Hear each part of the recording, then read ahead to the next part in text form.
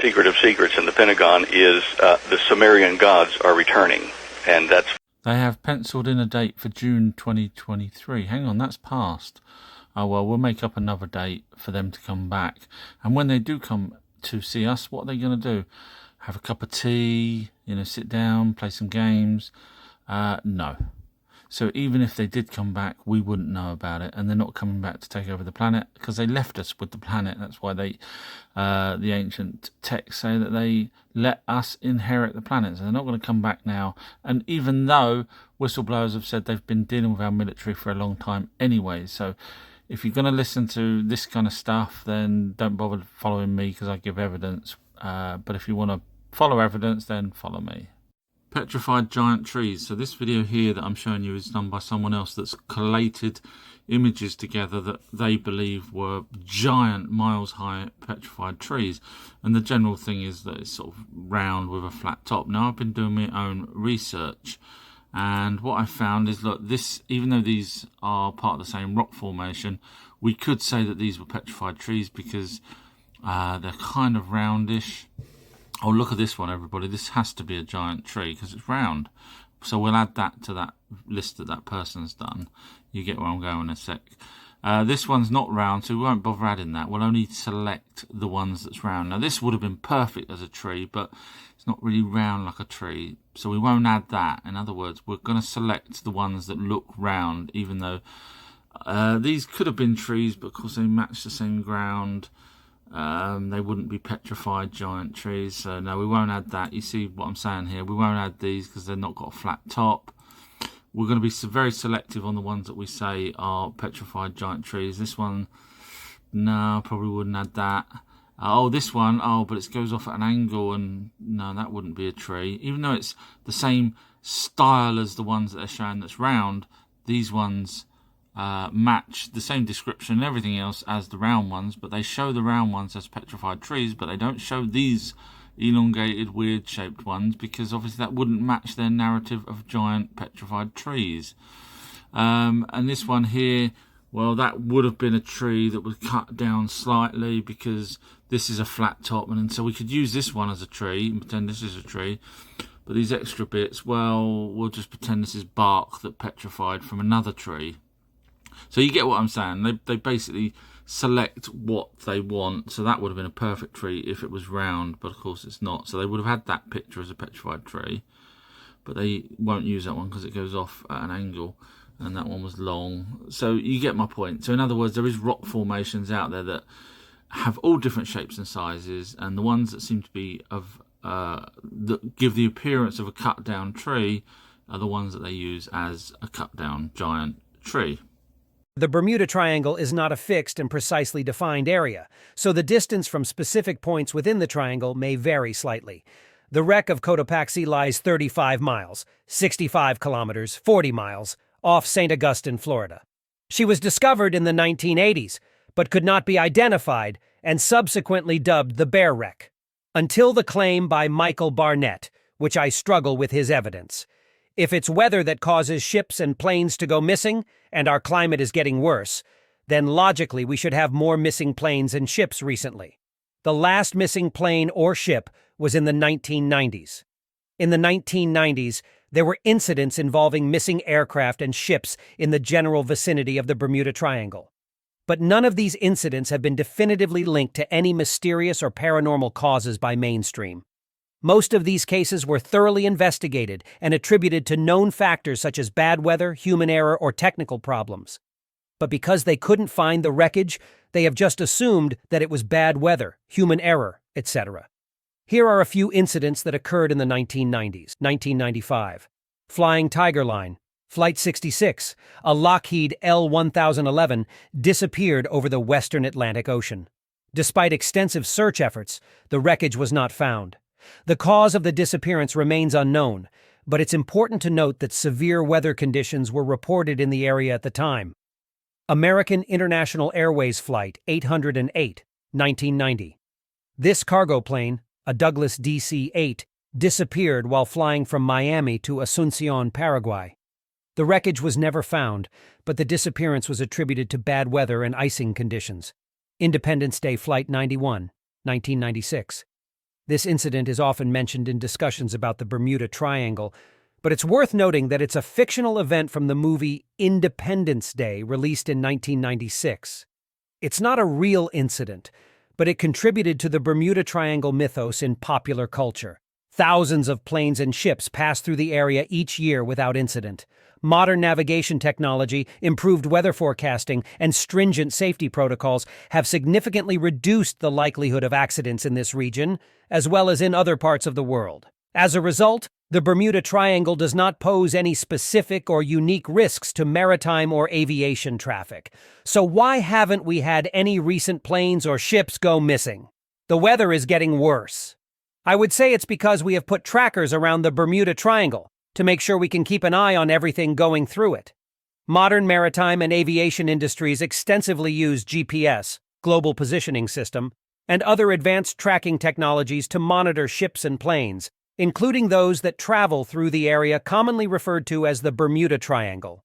These technologies help ensure the safety and security of maritime and aviation activities worldwide. To me, it seems like an intelligence is at work. Since the trackers have been placed, nothing has gone missing, when really, they should have increased. My gut feeling as Sumerian gods, Anunnaki, are coming back. Now, a person has sent me this, an incredible person, and basically this is the entrance to a tomb. Obviously, I can't quite work out what the image here is, but the person's basically said that inside there's like a sarcophagus, but it's not a sarcophagus. It is a granite box, and there was a skeleton inside, and it was giant. It was about 8 foot tall. They think it's female. Anyway, the reason why the Anunnaki are coming back is because on the breastplate of the woman, the skeleton, it said that if you believe me with no evidence, then you're just silly, because this isn't real, this is just me making it up. The reason why I've done this is because so many videos out there that don't show evidence get liked and shared all over the place, way more than my ones with evidence. So I thought, well, I'll just lie like they do. What you are witnessing is an extraordinary recording of a UFO landing in Area 51. And if you believe that TikTok managed to get hold of a UFO landing at Area 51, even though the UFO does look CGI, and in fact so does the terrain, if you actually look at the satellite aerial images of Area 51, you'll see it's actually not as sparse as what the image you just watched was. But if you believe, videos like that, my channel's not for you, but if you want evidence, my channel is the place to come. Cheers.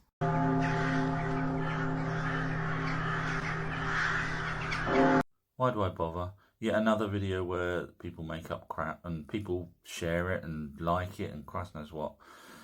So no, the Anunnaki's home planet is due between 300 and 900 years. That's going by the evidence of Shahs, not by someone knocking up a video on TikTok.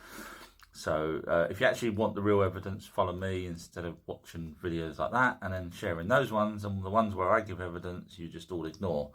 It's crazy. If you took that small crystal, don't forget, it's live. There's energy moving there. It's matter just wrapped together and movement there. Now, if you took a piece of copper wire, fine copper wire, and you wrapped so many coils around it, leaving one end loose, and then wrapped it with some mica, and then wrapped the rest of the coil around it, and leave the 2 wires, one outside the mica and one inside the mica, now you have a little motor. And it won't work the motor as it is. If you put it in a vise or something to squeeze it at the center, then the 2 wires will make a little motor run. It's what you call piezoelectricity. Now, in the case of this, supposing I put that up into a pyramid or a bigger crystal, then this is feeding that more energy and is continuous. Now, as you squeeze this to make it work, energy comes out, and as you release it, it comes back in again. It goes, it'll breathe for you. You'll never squeeze it empty, but as you release the pressure, so it fills itself again immediately, reaches balance. It has to stay in balance. And so you have a little motor there. That's one thing you can use your crystal for. Now, if you can imagine the 30-foot pyramid that I have, knowing that it contained energy and it's free-flowing, it's always coming in and it's non-stop. I said, well, why can't I harness this? Little crystals will do it. Why can't I harness a pyramid? I made myself 2 coils. One was just a small one like this, and it was electric coil, counterclockwise.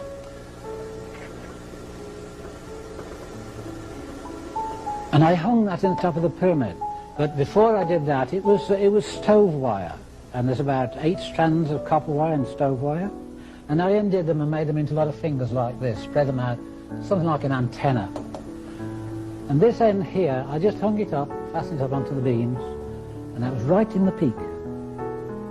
Now I went downstairs, and I had a spare piece of plywood, quarter ply, and I made a magnetic coil with old antenna wire.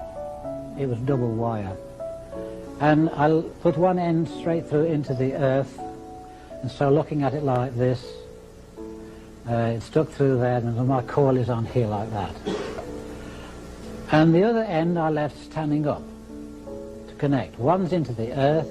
Now all this wire here, it's only quarter ply, and I used 2-inch staples. The staples went straight through the ply and gave me a better ground. This was also ground in the centre. There are many things that have happened to me in my time that I can't really explain.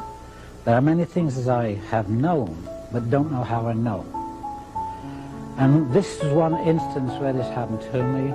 I knew I had to connect these 2 together with some natural wool, sheep's wool. Nylon was not what I wanted.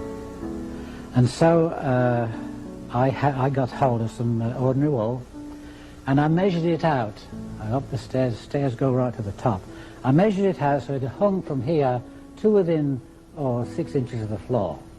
Plenty to fasten to that and to fasten to this. Now I stood on some steps up there and fastened that to there, just wrapped around, tied it round. Simple. Nothing clever about it, just fastened it to this copper wire. And I hung this down through the steps, through the stairway, until it was hanging down, but it wasn't touching the floor.